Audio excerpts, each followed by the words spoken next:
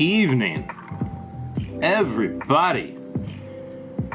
Welcome, one and all, to TIMBP Live. We're back for another Wednesday, which is not what the day is at all. Wow, starting out strong. It's Thursday, dadgummit. Wednesday. How often have we been doing this on Thursdays too? Like a long time. And the first thing I say tonight is, it's Wednesday. I don't know. I hope you guys have had a good week. It has been a very, very long one here in the Ritter household. Look at this Wednesday we're having, indeed. But we are moving right along. We're just getting there. We're getting by. But that's okay. Sometimes the best that you can do is just get through it. You know what I mean? Just persevere until you can see the light on the other end of the tunnel. Don't wish for it to be over. But just know that it won't last forever. Anyway. Good to have you guys in the chat. Donnie did his taxes today, and he owes less than the past few years. Not paying until the last minute. I don't blame you. Good to see you in the chat, Donnie. Don Nishida all the way in Hawaii. Sadly, I owed a bunch, and like the Linux cat, will not be sending in a check till the last day.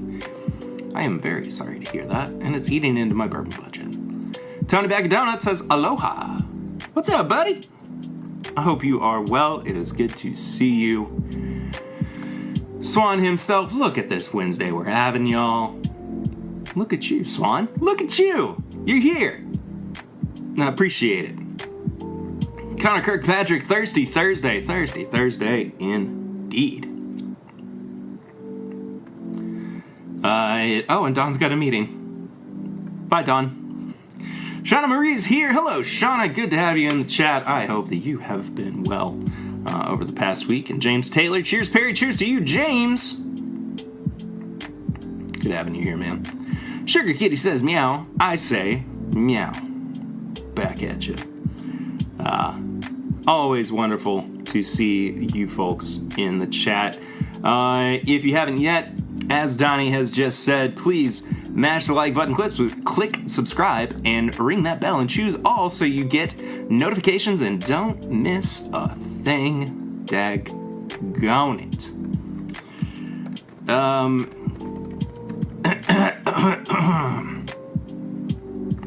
Excuse me. So, tax time. Taxes, tax season, all that good stuff. And the funny thing is too, I mean, when the audio version of this comes out in your TIMBP audio feed, it will be tax day. So Tuesday, I would like to decline that AP news.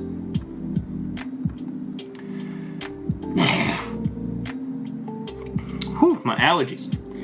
So if you are doing your taxes while you're listening to this, I'm thinking about you.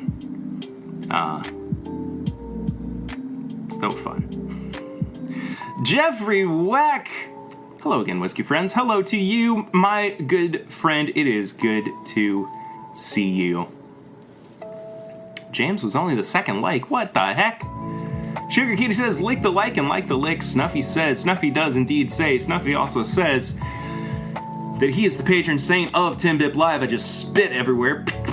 Gotta learn to say it, not spray it. Mr. Snuffleupagus himself, I'm not even pointing at him. There he is. Say hello, Snuffy. Ah, the good boy.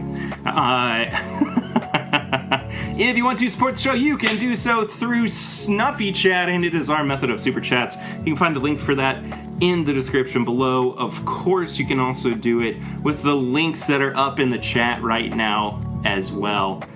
Is this where the chat is for you guys? Is it down here? I don't know. But that's how you do it. Perry, you're lucky I love you. I've been taking tax calls all day, and I'm still here. Swan, I love you. Thank you for your dedication. What are we doing here? Joseph Brazen, what are you doing here? It's good to see you, my friend. Getting closer and closer to TIMBP weekend.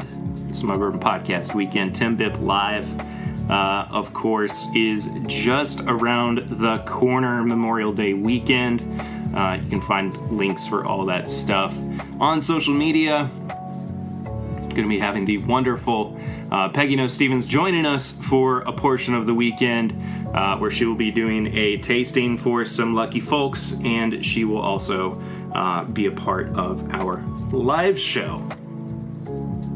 It's all good stuff. And Jeffrey Wack is going to be there. How about that?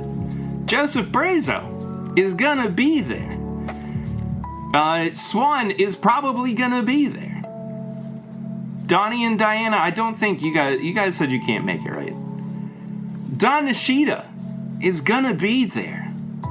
Tony Bag of Donuts will be saying aloha, and he will be there. It's gonna be a great crowd. You're gonna have a super awesome time. Can't make it for the whole weekend? No problem. Come hang out for the live show. It's going to be wonderful. I think you guys are really going to enjoy it. Peggy's going head-to-head with Eric in a pairing match-off, which we will be talking about over the next few weeks on Patreon, too. If you want to check that out, patreon.com/MyBourbonPodcast. Don't mean to make this just one big ad.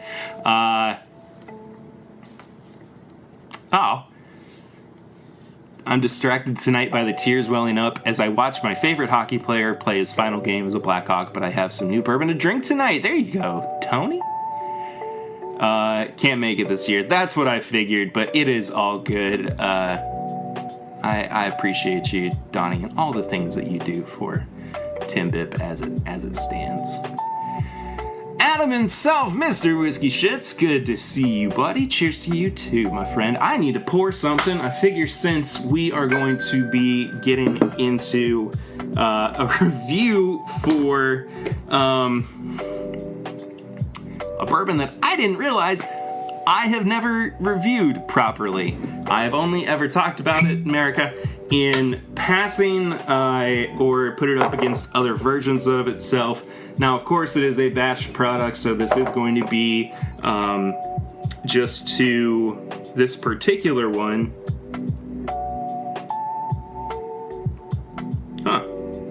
Bottled on February 27th, 2023. So, early batch from this year. I think it said LB. So, we will get to that. But this is a 2022 from September 19th. Oh, snap. Seriously? I think that's the day I started the job I'm in right now, but when I started a new job at the time.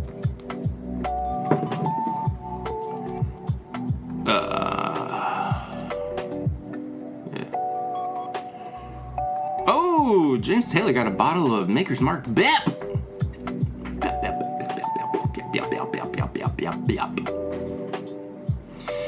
Oh, BEP.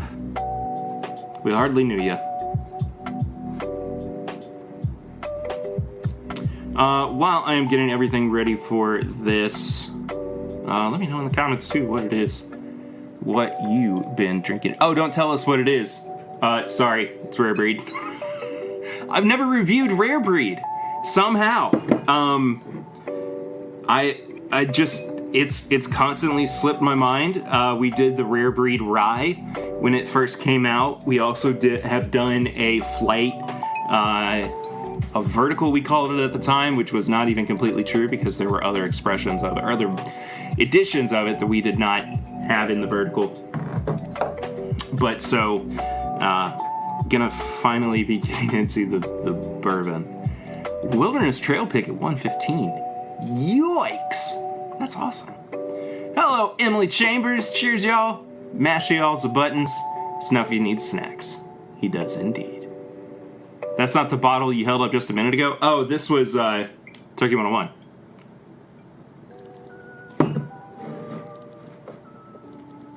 Unless I'm losing my mind and I picked up a bottle and I've forgotten about it. I don't know. Elijah Craig 94 proof 9-year pick. Ooh. Have those Elijah Craig 94 proof picks gotten any better? Because for so long they were so mediocre. And like, I'm not saying that every single one of the barrel proof picks that I've had has been stellar. I thought it had less liquid than that one too.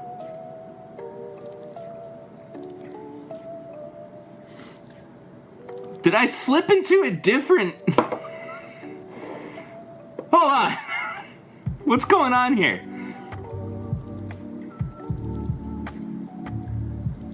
I had the Rare Breed, and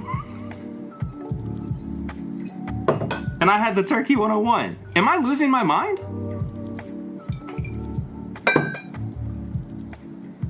I'm scared. Mom, can you come pick me up? I'm scared. Hey, you're drinking. Hey, I hadn't even started yet. So. But I will say I have lost my train of thought. I just bought extras of the 94 proof store pick, 11-year-old, best I ever had. Hello, Justin Deering. Good to see you, man. Hope that you have been well. Do they still make Wild Turkey Spice? I saw one today. No, they do not. If they do, I would be really surprised. What a weird April Fool's Day prank. You know, what is it? 12 days after April Fool's? I meant to do an April Fool's joke this year. I talked about it on, I think it was Pours from the Floor last week, and I just completely forgot to do it. Kind of ran out of time. Connor's drinking Pursuit Rye. That's my next bottle purchase. You heard? I'm committing. My next bottle purchase is Pursuit Rye. So... All right. Cheers, everybody. It's been a long week, and I'm happy to be here.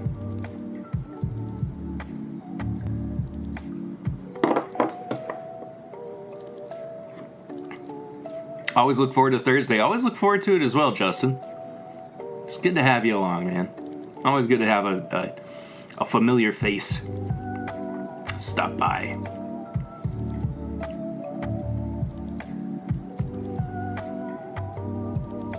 Is the Woodford for the race pictures of horses that different than the regular Woodford? Are you talking about the Derby bottle, James? Because if so, the short answer is no. It's just regular Woodford that they put in there. Or as far as we know, I mean, it would be interesting to get one of those, like, commemorative edition bottles. Because, you know, Woodford does theirs. There's, oh, snap, 4/15 is a good day. It's my second birthday. That's awesome. Happy second birthday, Emily. Couple days away, but still. Happy early birthday. Second birthday. But yeah, so Woodford makes those Derby bottles. And then, like, Makers does... I mean, they do commemorative bottles all the time. Kentucky wins a national Okay. Kentucky hasn't won a national championship in a while. Kind of, like, something caught in the back of my throat when I said that. Not out of, like... It was more out of, like, a, hey, that's not true kind of way. Not like a, it hurts me physically to talk about this. But yeah, like when University of Kentucky wins a national championship, or I don't know. I mean, they just do commemorative bottles all the time, and so I would just be curious to like do that. Maybe that's a stream. Maybe that's one that we do in the future. Get a Derby bottle from Woodford. Get some kind of special bottle from Makers. Put them up side by side against the typical offerings. I mean, I can pretty much guarantee that they're going to be largely the same, I would say. But who's to say, man? I mean, genuinely, I've never cracked one of those bottles. I know that Will and Grease over at the podcast years ago cracked open a Secretariat Maker's bottle. I think it was Secretariat. Maybe it was American Pharoah. I think it was American Pharoah. Maker's celebration commemorative bottle, whatever you want to call it. And they said it had something special going on. So, I mean, maybe. I don't know. But we'll do it for the science. All right. So I think this is probably one of the more topics that get a little weedy and get a little bit like maybe I'm in over my head about this. I had actually reached out to Brian Hara, Sippin' Corn, who has a much better understanding of the law of all of this. But at the very least, I can wildly speculate about some of the implications of this new removal of the barrel taxes in Kentucky, at the very least for bourbon. So let's go ahead and get into some of this. I'm going to share my screen. This is coming from apnews.com. Let me see if I can fill this up just a little bit more. What do I have to do? There we go. That's better. That looks much better. So, Kentucky Bourbon Makers Toast Bill phasing out barrel tax. This is from a couple weeks ago. But it's not something that is, off topic, I would say right now. Whiskey Knows, what's going on, Marty? Hope you are well. I also cannot really... There we go. That's better. Want to bet the prices come down? Absolutely not. These prices are going to stay high, and people are going to either jump ship or just stick it out. I will say, though, I'll stick with Turkey 101 if I have to, but regardless. Okay, so this basically, I'm going to try to distill this down a little bit. There's a lot of fun little puns that the AP News threw in. I'm going to throw this into the chat as well, just for anybody who kind of wants to look at it on their own. Maybe you're watching on the replay and you want to kind of catch up with it. Things aren't moving at your speed, whatever. Here's the article for you. But the way that this is set up, essentially, is that for every barrel of bourbon that you have at a distillery, you are paying property tax on. And the one kind of instance that we're always pointing to, or that we have over the past few years, is Heaven Hill, who, I don't remember exactly who said it. It might have even been Bernie Lovers, that their tax payments just on barrels that have been resting on site yearly, it's about $1 million. $1 million, not even on tax, not even on bourbon that is in the bottle that people have paid for. It's just bourbon that is sitting there maturing. It's crazy. Absolutely crazy. State's $9 billion let's start that sentence again. The state's $9 billion distilling industry seized the bill's passage last week as a milestone to help secure bourbon supremacy in Kentucky. This was indeed signed. This measure was by Governor Andy Beshear. Price per barrel, I do not know exactly, James, but I would be curious to know. And just kind of scanning the article, I'm not seeing anything. Okay, here we go. Aging barrels of spirits are taxed at both the local and state levels. At the state level, it's 5 cents per $100 of assessed value. At the local level, it's based on each county's property tax rate. Last year, the total tax assessed value of all aging barrels in Kentucky reached a record level, surpassing $5 billion, the group said.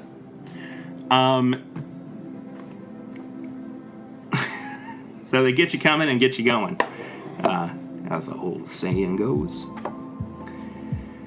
And Joseph, I want to talk about this specifically. That's a lot of money no longer going to schools and roads and parks and cops and such. Yes, I want to come back to that. I just kind of want to get some of the logistics of this out of the way. So the industry projects local revenues from barrel taxes as they are phased out from 2026 through 2043 would not dip below 2025 baseline levels until 2039. The projection is based on 10% annual industry growth. If growth continues at higher rates, it would be later before revenues fall below that baseline. That statement is making a lot of assumptions about whether or not bourbon is going to increase in popularity the way that it has over over the past few years, of course. I would be willing to bet that within that time frame of 2026 to 2043, there will be some kind of bubble bursting that happens. So there's that aspect of you can estimate all you want. You know, you can throw stuff at the wall, see what sticks, and at the end of the day, there's no clear way to ensure that things are going to happen one way or another. This is a tax cut for a booming industry, said Candy Massaroni of Bardstown, and ultimately this is going to put more of a tax burden upon my constituents. So, yes.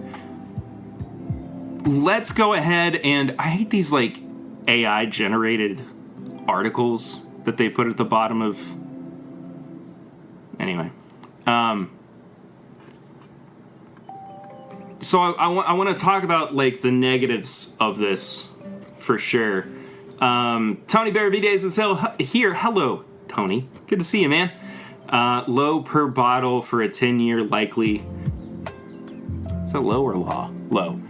I'd pay it for state revenue, likely won't affect sales. I doubt it. I doubt it would affect sales. Large global events like wars and pandemics can impact all these things, variables. Yeah, absolutely. That being said, people were still buying bourbon during the pandemic, so it's something I'm missing. I don't think I am. No, I just needed to. Anyway, the pandemic was proof that people were still buying bourbon. Good times, bad times, no matter what. People are going to drink alcohol. They just are. That's just part of it. Russians buying vodka in Ukraine.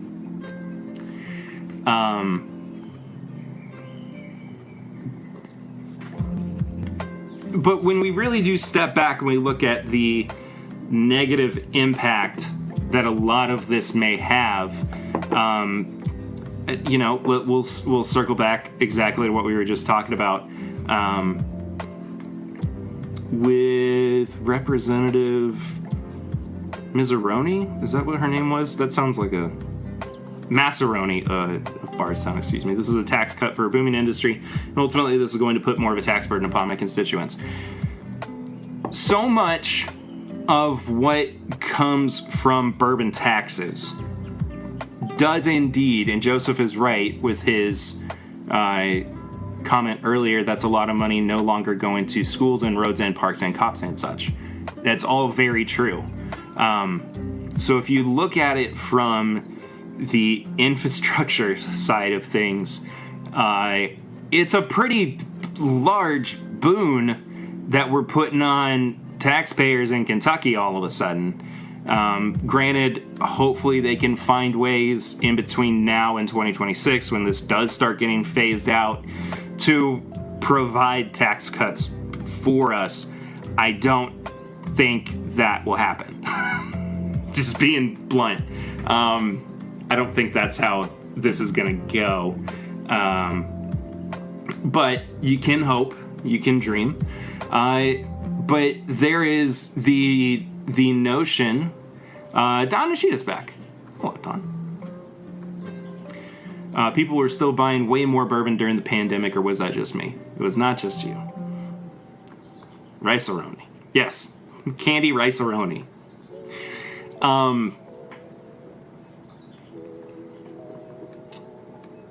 And I can't remember exactly who it was that said it, and I actually just heard it recently,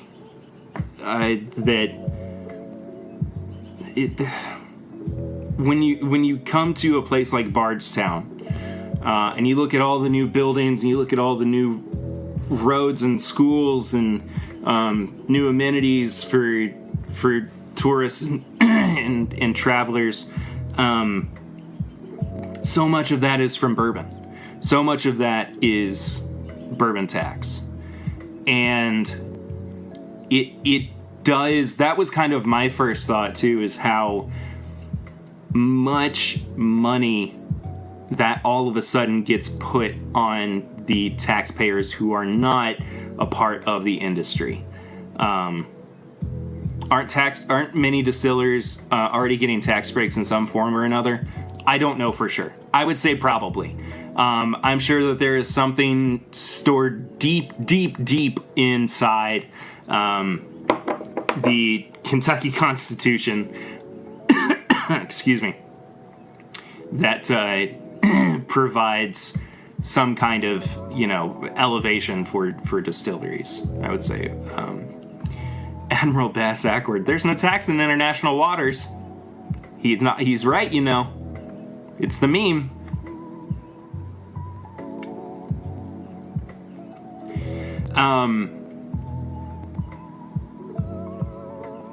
And so, I understand why people are looking to remove those taxes from aging barrels. It's not directly in the hands of the consumer. You don't know how long some of those barrels are going to age for.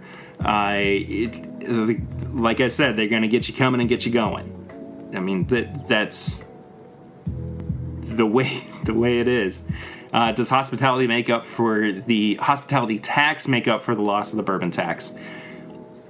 I don't know if makes up for is the right phrase. I think that it will probably help eliminate some of the stress, but again, that's anticipating that there will still be this consistency of tourism and interest and dedication to bourbon that we've been seeing. So I'm you think yeah, I did say it was 5 cents per $100 of assessed value. Whatever you want to, attribute that to. If not actual tax breaks, then surely incentives. Yes. Now, I think, James, what you're getting at here, too, by bringing up the actual math of it all, 5 cents per $100 out of the barrel. Say that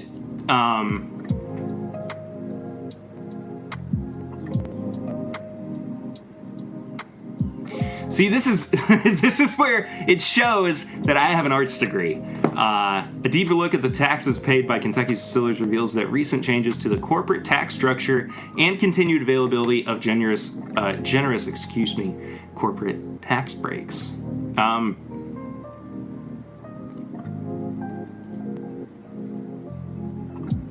So were they already getting tax breaks, and now they're doing even more of it? That's what I'm getting from that statement. ADHD Whiskey, Matt Porter's in the house! Hello, my friend. It is so good to see you. I hope you are just living your daggone best life. Will the tax cut result in lower bottle MSRP? Additional costs are always passed to the consumer, not so much the other direction. I guess I kind of touched on it a minute ago. $250 per barrel value, roughly $5,000 assessed barrel value. I think that's probably the low end of the low end of a median cost, or of a barrel, the minimum cost, I guess. So I mean, you take a distillery that's got, 30,000 barrels. Okay, well, see, now I'm curious if we're just assuming that Heaven Hill is paying that $250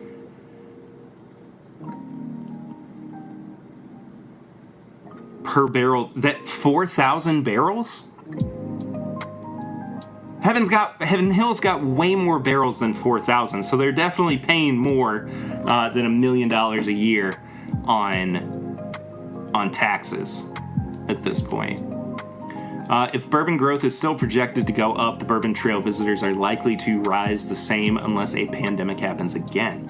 And even still, though, I mean, if you look at the numbers for mid to post-ish pandemic, and I know that we're all kind of like declaring that we're out of the pandemic now, which, I mean, I think it feels that way. I think we can all kind of agree.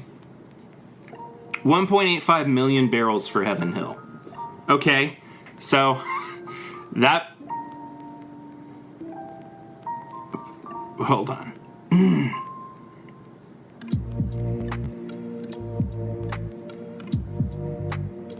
So they'd be paying $462 million a year?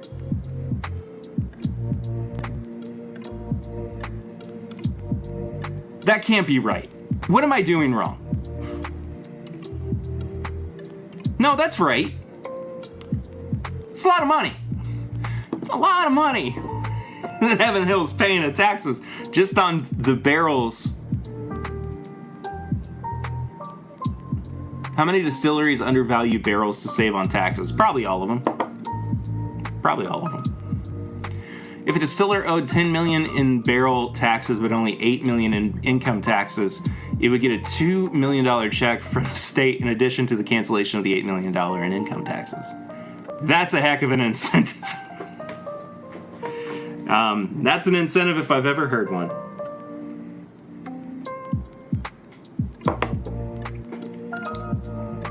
I don't know. I think that, like, I also get to this point in this conversation where I do realize that I'm a little bit in over my head with talking about it. But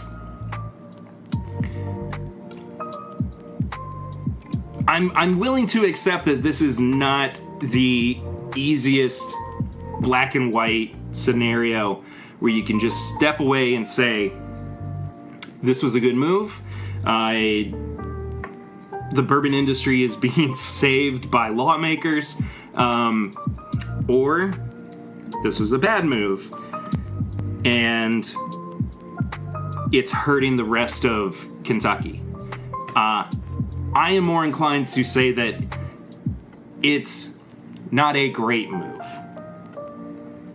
I'm more inclined to say that there were aspects of this that could have potentially been short-sighted, and therefore we're going to feel the repercussions moving forward. As a disabled person, the pandemic is far from over, especially without masking. That's another good point, too. I apologize, Emily. Didn't the article state that the last tax revenue would be about $40 million? I think you're right, Joe. Last year, the industry paid nearly $40 million in barrel taxes, about 3 times the amount in 2014. So, yeah, they got to be fudging the numbers a little bit at Heaven Hill. Since 2012, local governments have issued over $2.5 billion in industrial revenue bonds to support the bourbon industry.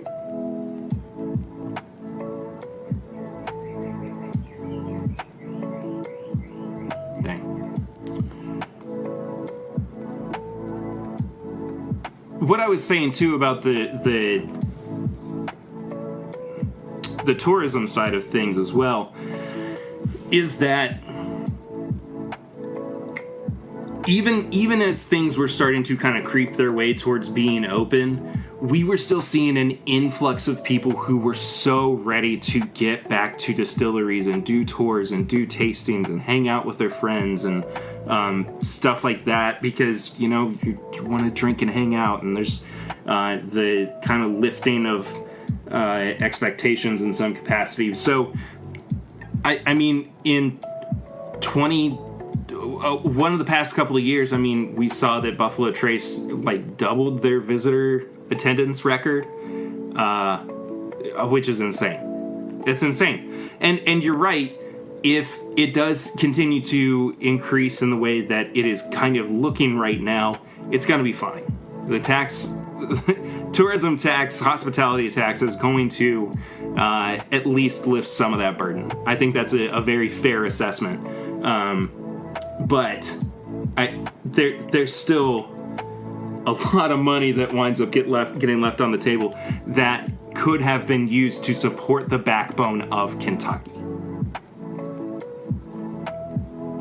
Where are y'all meeting up? We're meeting up in Lexington. I'm the tax man. Yeah, I'm the tax man. Papa Ritter's here. Papa Ritter, have you ever heard Stevie Ray Vaughan's cover of The Taxman? It's quite good.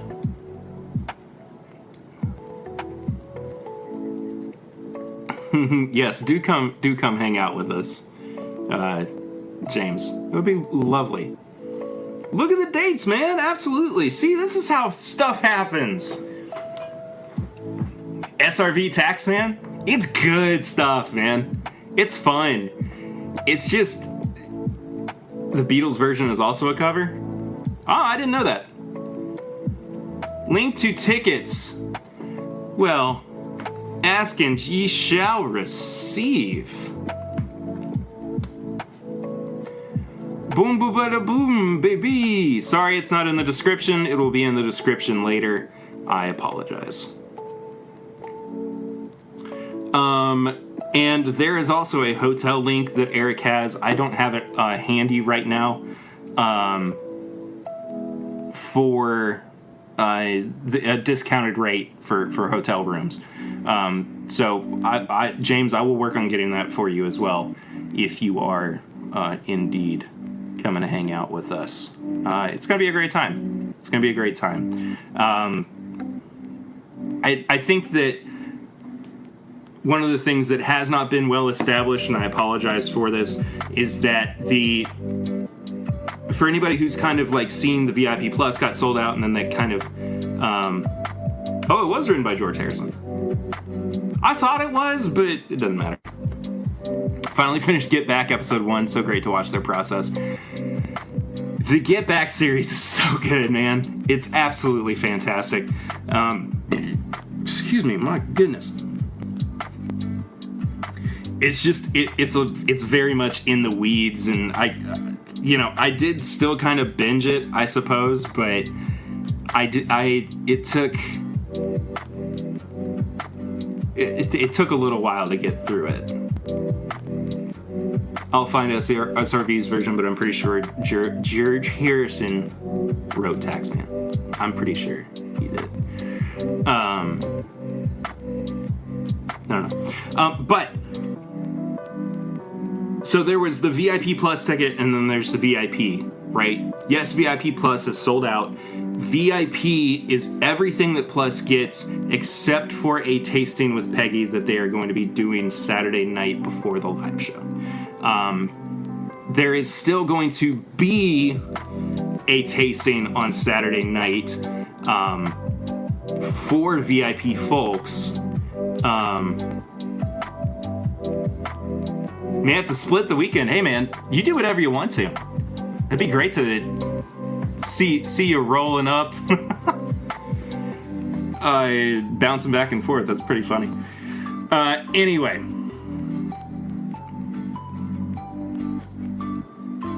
what was I saying? Oh, there will still the VIP bottle share is the best. Yes, it is.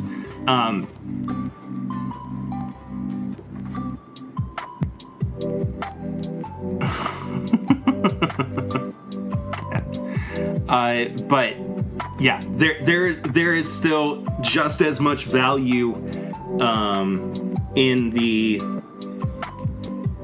VIP as there is VIP Plus. Just there's one little thing, not little. There is one extra thing that is tagged on for VIP Plus attendees.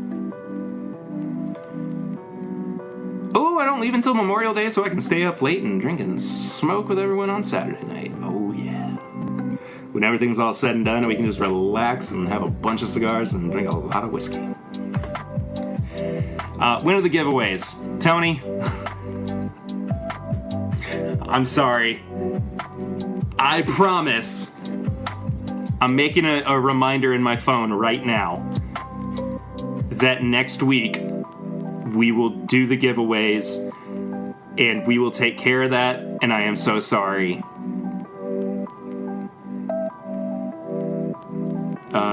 Date, April 20th. Golly, April is flying by.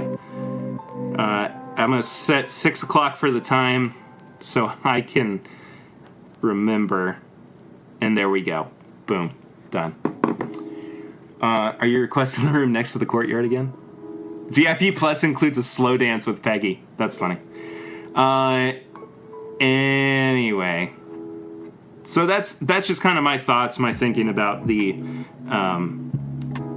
new taxes with or the removal of taxes, I suppose. So that's that. Got to keep me honest. Absolutely got to keep me honest. Got to keep me in check. I'm so sorry. I love you guys so much. That's one of those things where I don't think about it until it is the most inopportune time for me to do something about it. And so it very largely gets like, I'm just the worst for saying this. It just gets like pushed to the back of my mind. And I'm so sorry. You guys deserve better than that. And I will do better about that in the future. I promise.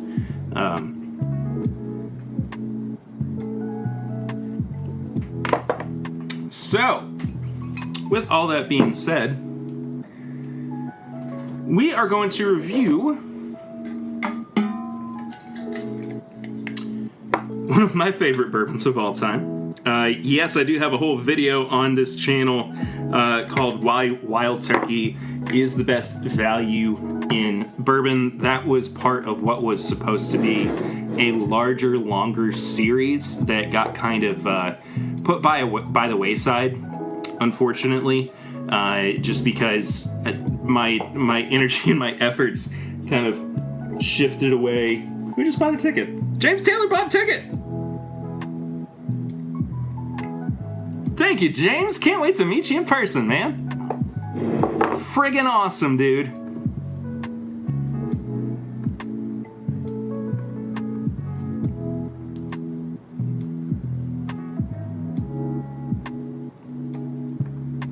General tickets bought is 8. So I have to split the weekend. Looking forward to meeting everyone in person. Just happy you're gonna be there, man. Absolutely, friggin' great.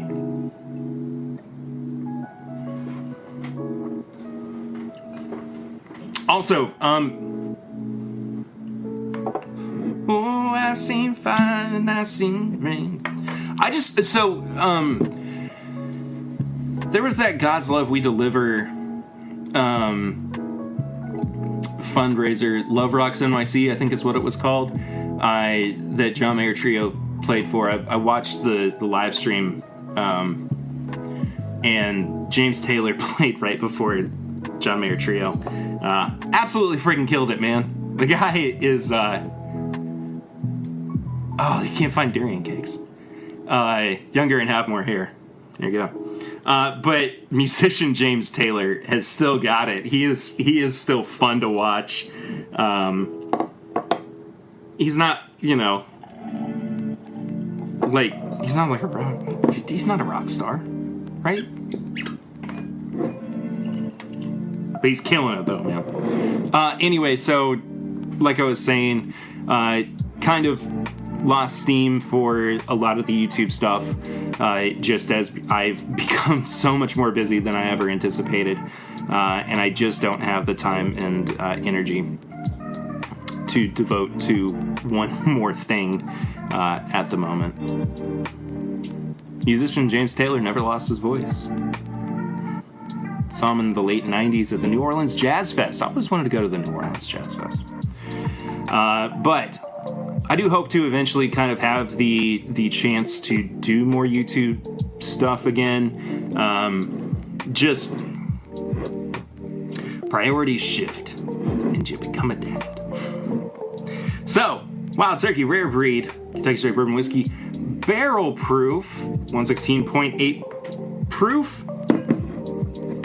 As I said, this is a 2023 batch, LLLB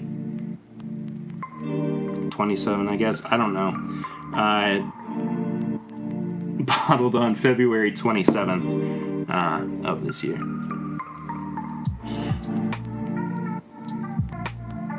You think we should go one year? That'd be awesome. Gotta know your chords with the Jazz Fest people are watching. Jason Mraz. Amazing. That's a great quote from a guy who plays a grand total of like 5 chords.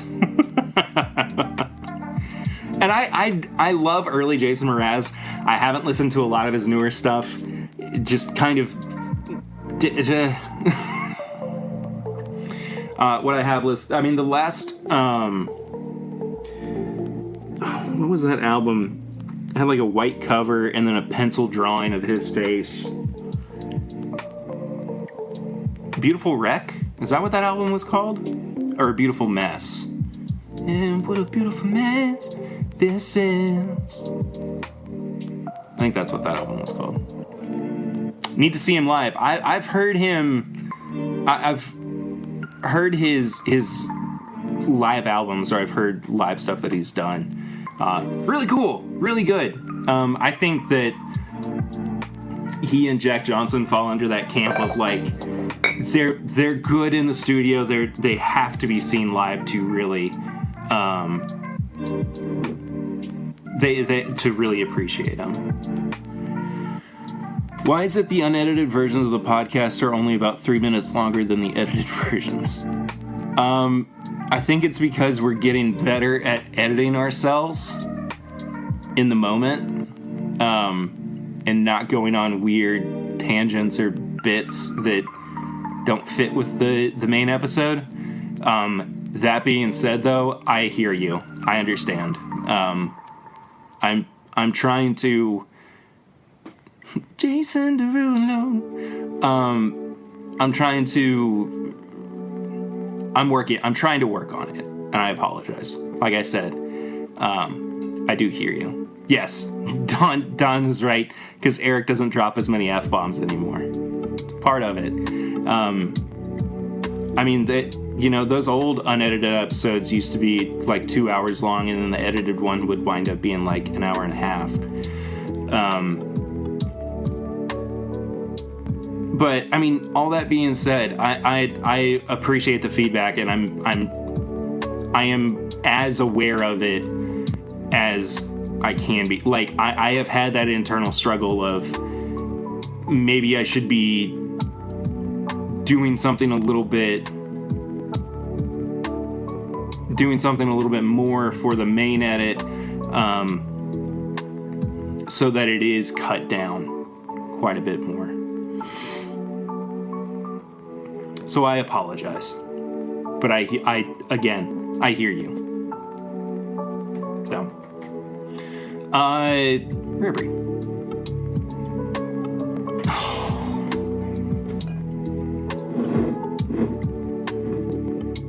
Now, I will be completely transparent. I bought this bottle this week. It is the first bottle of Rare Breed that I have had in a while, because it has been hard to find and because the price has gone up. But I found it at Kroger for $52, which was on sale from like $65. So, I mean, as far as Kroger goes, they haven't raised their prices too much. But there is still an increase. There definitely is. That being said, though,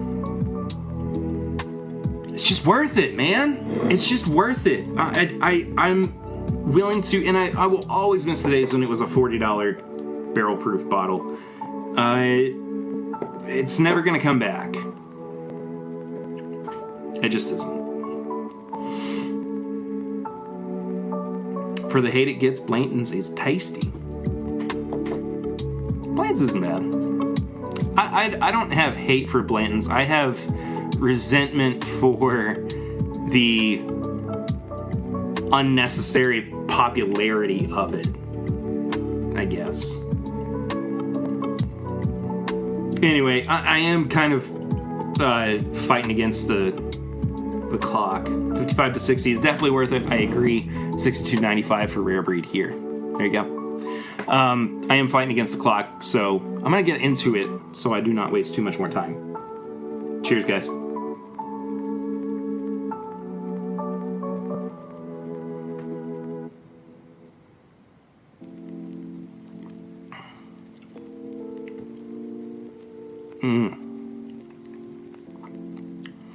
Yes, there is heat to it. Yes, there is a bite. But, like, underneath it is this almost like brown sugar butter, if ever such a thing were to exist. Because it's very buttery. I mean, it's got that, like, oaky, tannic presence. Gotta run to moderate Deathless Dogs. Cheers, Perry. Cheers to you, James. Good to have you here. Excited to meet you in person in a month and a half. Why are daily drinkers always something kind of cheap? To me, a daily drinker is something I could actually drink every day, like Russell's Reserve Single Barrel. I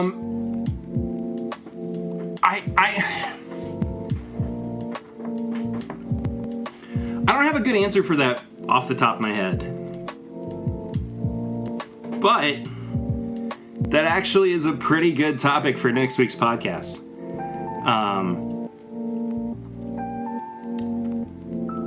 Next week, brought to you by Brazo Orthodontics. I don't have those graphics up anymore, or I would show them. But yeah, next week. I like that question a lot, Joe. And I'm gonna save it. I'm gonna savor it. It's something that we should talk about. And the thing, like, with my daily drinkers, it is something that I enjoy. I'm not trying to, like, resign myself to something that I kind of like. It's just usually something that is more affordable, more available. Chris, the Whiskey Smoke Explorer, is here. Hello, Chris. Good to have you. Hope you've been well, buddy. Where are people going? I've been on a Rare Breed kick for the past couple of weeks. Love the peanut buttery note it has and a little funk. The funk is one of my favorite parts about it, too.